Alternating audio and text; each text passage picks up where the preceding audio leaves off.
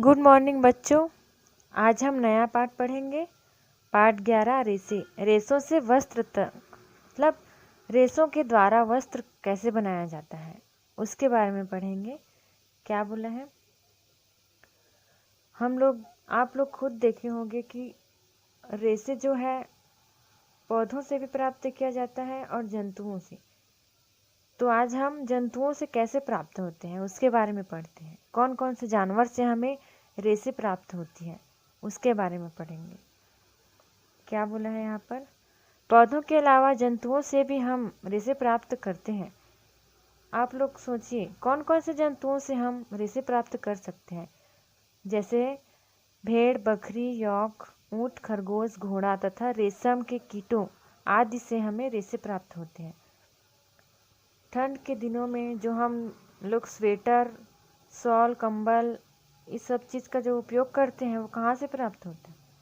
ऊनी वस्त्रों से, और वो जानवरों के ही उसके बालों से बनाए जाते हैं। ये जंतुओं से प्राप्त ऊन से बने होते हैं। जो स्वेटर, शॉल, कंबल है ना, वो जंतुओं से प्राप्त होते हैं, उनके बालों से बनाया जाता है। उसका बहुत सारा प्रक्रिया है, मतलब उसको पहले उसको काटेंगे, उसके बाद उसमें से जो खराब रहेगा उसको निकालेंगे। तो उसके बारे में आज हम लोग पढ़ेंगे कि कैसे बनाए जाते हैं, कैसे हम उसका उपयोग करते हैं। इसी तरह कीटों से हमें रेशम प्राप्त होता है, जिसका उपयोग विभिन्न प्रकार के वस्त्रों को बनाने में किया जाता है। ऊन, रेशम आदि रेशे हमें जंतुओं से प्राप्त होते हैं, इसलिए इन्हें जंतु रेशे कहते हैं। जो जंतुओं से प्राप्त होते हैं उन्हें जंतु रेशे, और जो पादपों से प्राप्त होते हैं उसे पादप रेशे कहते हैं। जंतु रेशे के बारे में हम यहाँ पर विस्तार से पढ़ेंगे। पहला है ऊन। ऊन कहाँ से प्राप्त होता है उसके बारे में। यह भेड़, बकरी, यौक, ऊँट आदि से प्राप्त करते हैं। इन जंतुओं का शरीर बालों की मोटी परत से ढका होता है। जैसे ये भेड़ है, इसका शरीर देख रहे हो, पूरा बालों से ढका हुआ है। तो यह परत इन्हें ठंडी से बचाता है। भेड़ों की अनेक प्रजातियां होती हैं। हमारे देश के विभिन्न भागों में पाई जाती है भेड़। लद्दाख और तिब्बत में यौक से ऊन प्राप्त किया जाता है। उत्तम किस्म की पश्मीना सालें, कश्मीरी बकरी, अंजोरा प्रजाति के मुलायम बालों से बनाई जाती है। मतलब क्या बोल रहा है कि भेड़ों की बहुत सारी प्रजातियां होती हैं। हमारे देश में अलग टाइप से पाए जाते हैं, बाकी देश में अलग। वैसे ही लद्दाख और तिब्बत में यौक से ऊन प्राप्त किया जाता है। ऊँट के शरीर से प्राप्त बालों का उपयोग भी ऊन के रूप में किया जाता है। इनके अलावा दक्षिण कोरिया और अन्य देशों में लामा तथा एल्पेका जंतुओं से भी ऊन प्राप्त किया जाता है। ये अजीब सा लग रहा होगा ये नाम। ये सब जानवरों के नाम हैं जो दूसरे देशों में पाए जाते हैं। एक विशेष प्रजाति के खरगोश से प्राप्त फर, जो खरगोश से जो हमें प्राप्त होगा उसे फर सफ़ेद, रेशमी तथा मुलायम होते हैं, जिससे उच्च गुणवत्ता युक्त कपड़े तैयार किया जाता है। घोड़े के बालों का उपयोग ब्रश बनाने में, क्या बोला है, घोड़े के जो बालों का उपयोग है उसको ब्रश जो हम लोग करते हैं ब्रश बनाने में तथा वायलिन आदि वाद्य यंत्रों में तारों के रूप में किया जाता है। ये बहुत ज़्यादा मजबूत, मुलायम तथा पतले होते हैं। इनका उपयोग घर की सजावटों में भी किया जाता है। रेशों से ऊन कैसे प्राप्त करते हैं उसके बारे में पढ़ेंगे। इसके बहुत सारे चरण हैं। ऊन प्राप्त करने के लिए भेड़ों को पाला जाता है। पालना मतलब समझ रहे हो, जैसे कि यहाँ गाय को पालते हैं, वैसे ही ऊन प्राप्त करने के लिए भेड़ों को पाला जाता है। ऊन से स्वेटर बुनने तथा शॉल बनाने के लिए उपयोग में लाया जाने वाला ऊन लंबी चरणबद्ध प्रक्रिया के द्वारा प्राप्त किया जाता है, जिसमें पहला चरण है, सबसे पहले भेड़ के शरीर से बालों की पतली परत को उसके त्वचा के साथ उतार लिया जाता है।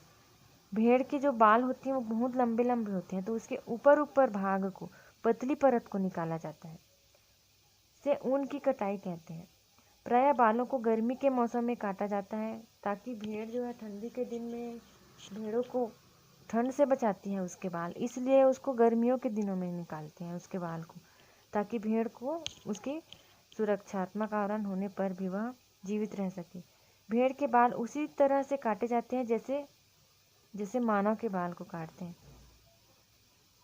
बाल काटने से भेड़ों को विशेष कष्ट तो नहीं पहुंचती, किंतु त्वचा की सबसे ऊपरी परत अधिकांशतः मृत कोशिकाओं से बनी होती है तथा भेड़ के बाल फिर से उग जाते हैं। बाल ऊनी रेशे प्रदान करते हैं जिन्हें संसाधित करके ऊन प्राप्त किया जाता है। जो हमें भेड़ से जो हमें बाल प्राप्त होते हैं उसमें बहुत सारे, जैसे कि कंकड़ मिट्टी हो गया, धूल, ये सब चीज़ लगा होता है, तो उसको संसाधित करके ही हम उनसे ऊन प्राप्त कर सकते हैं। दूसरा चरण है त्वचा सहित उतारे बालों को टंकियों में डालकर। देख यहाँ पर इस चित्र में देखो क्या दिखाया गया है।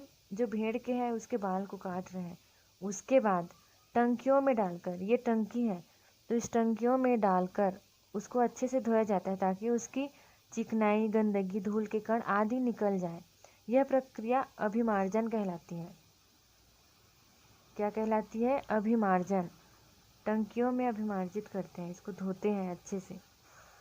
उसके बाद क्या बोला है तीसरा चरण में, अभिमार्जन के बाद छटाई की जाती है। रोएदार बालों को कारखानों में भेजा जाता है जहां विभिन्न गठन वाले धागों को छांटा जाता है। टंकी में धोने के बाद उसको छांटने के लिए कारखानों में भेजे जाते हैं और उसमें से जो अच्छा रहता है उसको फिर आगे के चरण में लेके जाते हैं। अगले चरण में बालों से छोटे छोटे कोमल व फूले हुए रेशों को छांट लिया जाता है। ये बर कहलाते हैं। क्या कहलाते हैं? बर। कभी कभी ये बर हमारे स्वेटर पर इकट्ठा हो जाते हैं। इसके बाद रेशों का पुनः अभिमार्जन कर उन्हें सुखाया जाता है। यही धागे के रूप में काटने के लिए उपयुक्त होते हैं। पांचवा चरण है रेशे को विभिन्न रंगों में रंगा जाता है। जो ऊन आप लोग देखे होंगे बाजार में, वो सभी कलर के होते हैं, तो उसको भेड़ के ही उसके बालों से बनाया जाता है। उसमें रंग डाल दिया जाता है, विभिन्न प्रकार के रंग से रंग दिया जाता है। छठवां चरण है रंगने के बाद रेशों को सीधा करके सुलझाया जाता है और फिर लपेटकर उसमें धागा बनाया जाता है। इससे रीलिंग कहते हैं। जो लपेटकर उनसे धागे बनाए जाते हैं उसको रीलिंग कहते हैं। लंबे रेशों को काटकर स्वेटर तथा छोटे रेशों को काटकर ऊनी वस्त्र बुने जाते हैं। अब पढ़ेंगे रेशम कहाँ से प्राप्त होता है। रेशम एक प्रकार का महीन, चमकीला और दृढ़ रेशा होता है जो प्राकृतिक रूप से प्रोटीन का बना होता है। इन रेशों से विभिन्न प्रकार के वस्त्र बनाए जाते हैं। प्राचीन काल में वनांचलों में रहने वाले लोग जो वन में रहते थे, वो लोग प्राकृतिक रूप से उत्पादित रेशम को एकत्र करके बेचते थे और उन्हीं से उनका जीवन चलता था, उनका रोजी रोटी का साधन था वो। वर्तमान समय में रेशम उत्पादन एक बड़े उद्योग के रूप में विकसित हो चुका है। रेशम कीट अनेक किस्म के होते हैं और उनसे प्राप्त होने वाले रेशम के धागे गठन अलग अलग होते हैं। रेशम मुख्यतः दो प्रकार के होते हैं। पहला जो है सहतूत रेशम। यह सबसे सामान्य रेशम है। रेशम कीट की एक प्रजाति सहतूत की रेशम जो कीट होती है उसकी एक प्रजाति सहतूत का पेड़ जो रहता है, सहतूत की पत्तियों को खाती है, अतः इनसे बना रेशम मलबरी कहलाता है। सहतूत को मलबरी बोलते हैं, इंग्लिश में मलबरी कहलाता है। ऐसा रेशम प्राप्त करने के लिए सहतूत के पौधों की खेती किया जाता है। जो सहतूत रेशम है उसे हम कहाँ से प्राप्त करेंगे? जब तक हम सहतूत के पौधों की खेती नहीं करेंगे तो कहाँ से प्राप्त होगा? नहीं होगा। इसलिए सहतूत के पौधों की खेती की जाती है। इस रेशम का उत्पादन कहाँ कहाँ होता है? कर्नाटक में, आंध्र प्रदेश, पश्चिम बंगाल, तमिलनाडु तथा जम्मू कश्मीर में किया जाता है सहतूत की खेती, जो भारत में कुल रेशम उत्पादन का 92% है।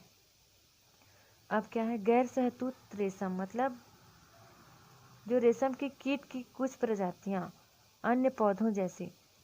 ये रेशम, सहतूत रेशम तो है, सहतूत के पौधों की पत्तियों से ही बनता है। उसके बाद जो गैर सहतूत रेशम है वो दूसरे पौधों से बनता है। रेशम कीट की कुछ अन्य प्रजातियां की पौधे जैसे अर्जुन, साजा तथा सौल की पत्तियां खाती हैं, उनसे बना रेशम गैर सहतूत रेशम कहलाता है। इसमें एरी, मूंगा तथा टसर रेशम आते हैं। टसर कोसा रेशम एंथीरिया, माइलिट्टा, एपेफिया आदि प्रजातियों से प्राप्त किया जाता है। कोसा रेशम मजबूत होने के कारण पसंद किया जाता है। छत्तीसगढ़ में कोसा रेशम का उत्पादन बहुतायत से किया जाता है। कोरबा, जांजगीर चांपा, जगदलपुर, रायगढ़ आदि जिलों में यह उद्योग का रूप ले चुका है। अतः शासन के द्वारा इन जिलों में अर्जुन, साल तथा साजा के वृक्षों को अधिक से अधिक मात्रा में लगाने पर जोर दिया जा रहा है।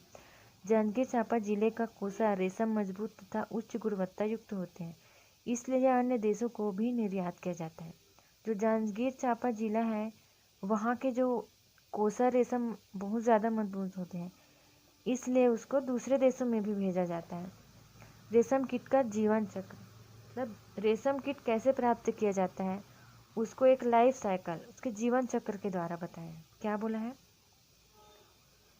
रेशम प्राप्त करने के लिए रेशम कीट को पालना। उसके बाद रेशम कीट पालन, जो रेशम कीट को हम पालते हैं उसे ही सेरीकल्चर कहा जाता है। सेरीकल्चर बोलते हैं। रेशम कीट की सभी प्रजातियों का जीवन चक्र 4 अवस्थाओं में पूरा होता है। सबसे पहले क्या होता है?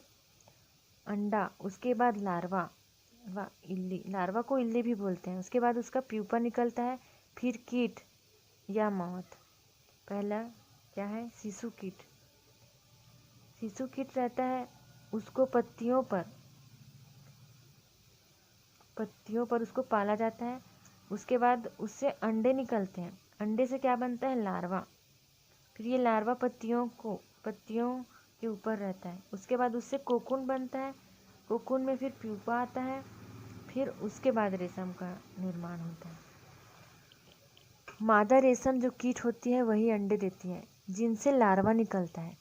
ये लार्वा पत्तियों को खाकर वृद्धि करते हैं। लार्वा विशेष प्रकार के द्रव का स्त्राव करते हैं। यह द्रव उनके मुंह से निकलता है, निकलकर हवा के संपर्क में आने से कड़ा होकर रेशम बनाता है। लार्वा इस प्रकार बने रेशम को अपने चारों ओर लपेटता जाता है, जिससे वह पूरी तरह रेशम के तंतुओं से ढक जाता है। लार्वा की यह अवस्था कोकून कहलाती है। ये पूरा जो प्रोसेस हुआ है उसको कोकून कहते हैं। कोकून के अंदर लार्वा प्यूपा में बदल जाता है। रेशम का धागा रेशम कीट के कोकून से प्राप्त रेशों से तैयार किया जाता है। यह रेशा स्टील के तार जितना मजबूत होता है। स्टील का तार देखे हो आप लोग, कितना मजबूत होता है, वैसे ही मजबूत होता है। कोकून से वस्त्र कैसे बनता है?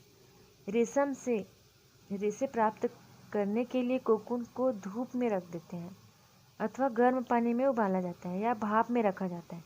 इस क्रिया में रेशे अलग हो जाते हैं। कोकून में से रेशे निकालने के बाद उनसे धागे बनाने, मतलब कताई की प्रक्रिया की जाती है, जिसे रेशम की रीलिंग कहते हैं। जो कताई करते हैं रेशम को, उसको रीलिंग कहते हैं। रेशम की रीलिंग कहते हैं। रीलिंग विशेष मशीनों से की जाती है जो कोकून में से रेशे निकलती है। फिर रेशम के रेशे की कताई की जाती है, जिससे रेशम के धागे प्राप्त होते हैं। इन धागों से बुनकरों द्वारा अनेक प्रकार के वस्त्र बुने जाते हैं। आवश्यक सामग्री है कृत्रिम रेशम, शुद्ध रेशम और ऊन का एक एक धागा और माचिस। क्या बोला है? कृत्रिम रेशम और शुद्ध रेशम का एक एक धागा लेना है। अब हम इन्हें सावधानी पूर्वक जलाएंगे। उसके बाद जलने से उत्पन्न गंध में अंतर महसूस हुआ। अब ऊन के धागे को जलाएंगे। इसके जलने पर उत्पन्न गंध किसके समान है? कृत्रिम रेशम के समान या शुद्ध रेशम के समान? आपको पता चल जाएगा। और इनके उत्तर दीजिए को आप लोग बनाएंगे, अच्छे से पढ़ेंगे, इस बुक को पूरा समझ में आ जाएगा आपको। और ये हमने सीखा है उसको तो ज़रूर ही पढ़ा करो, क्योंकि इसमें बहुत सारा उत्तर दिया रहता है। पीछे जो हम लोग को दिया रहता है ना, इनके उत्तर दीजिए, उसका बहुत सारा आंसर इसमें रहता है। तो आप लोग बुक को प्लीज़ पढ़ा कीजिए। के बाद अभ्यास के प्रश्न को भी बनाओगे आप लोग। के बाद ये चैप्टर ख़त्म हो जाता है। नहीं आएगा समझ तो फिर मैं और बताऊंगी। आप लोग मैसेज में बता देना कि नहीं आया समझ, बता दूंगी आप लोग को। ठीक है।